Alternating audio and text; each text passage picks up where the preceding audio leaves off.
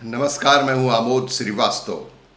Amazing story, amazing thought, amazing message की दिशा में एक और कदम। आज की इस कहानी का शीर्षक है चीज़ें हमेशा वैसी नहीं होती जैसी दिखती हैं। चीज़ें हमेशा वैसी ही नहीं होती जैसी हमें दिखती हैं। एक साधु अपने शिष्य के साथ किसी अनजान नगर में घूमते हुए पहुंचे।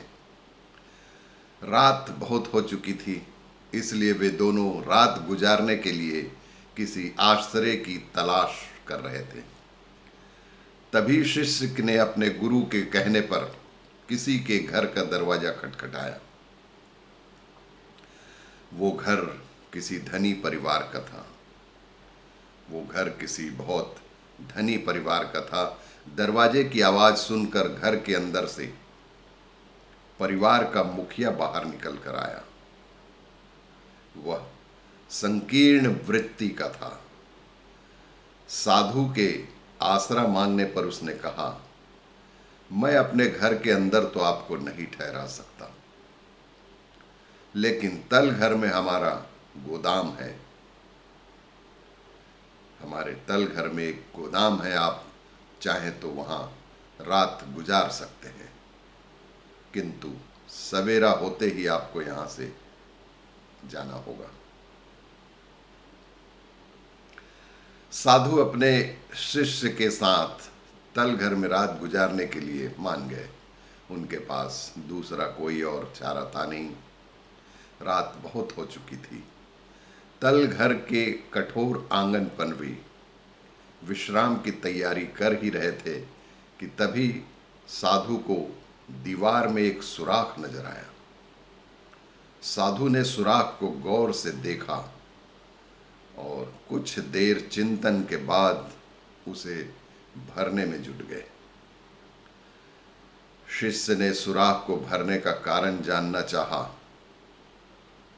तो साधु ने कहा, चीजें हमेशा वैसी नहीं होती जैसी दिखती हैं। दूसरी रात वे दोनों एक निर्धन किसान के घर आसरा मांगने पहुंचे। किसान और उसकी पत्नी ने प्रेम व आदर पूर्वक उनका स्वागत किया। इतना ही नहीं, उस किसान परिवार ने उनके पास जो कुछ भी रूखा सूखा था वह उन्होंने अपने मेहमान के साथ बांट कर खाया और फिर उन्हें रात गुजारने के लिए अपना बिस्तर भी दिया और स्वयं नीचे फर्श पर सो गए। सुबह होते ही साधु व उनके शिष्य ने देखा कि किसान और उसकी पत्नी बहुत रो रहे थे, क्योंकि उनका बैल खेत में मृत पड़ा था। यह बैल किसान की रोजी रोटी का सहारा जो था। यह सब देखकर शिष्य ने साधु से कहा, गुरुजी, आपके पास तो अनेक सिद्धियां हैं। आपके पास तो अनेक सिद्धियां हैं, फिर आपने यह सब कैसे होने दिया?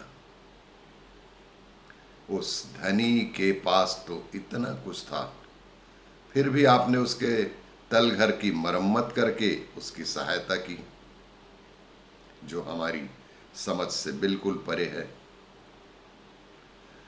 जबकि इस गरीब किसान के पास कुछ ना होते हुए भी इसने हमारा इतना सम्मान किया,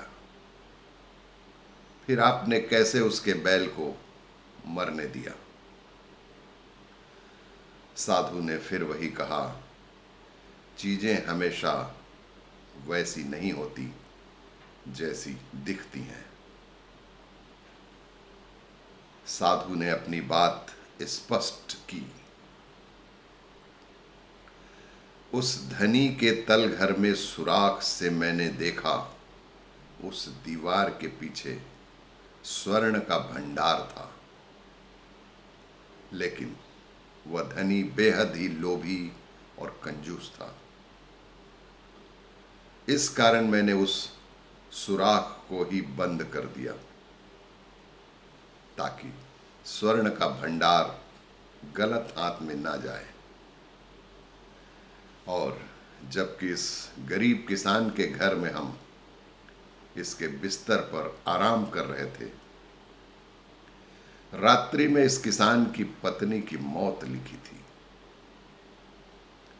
और जब यमदूत उसके प्राण हरने आए तो मैंने उन्हें निवेदन करके रोक दिया। चूंकि यमदूत खाली हाथ नहीं जा सकते थे, इसलिए मैंने उनसे किसान के बैल के प्राण हरने के लिए कहा। अब तुम ही बताओ मैंने सही किया या गलत। यह सुनकर शिष्य अपने गुरु के समक्ष नतमस्तक हो गया।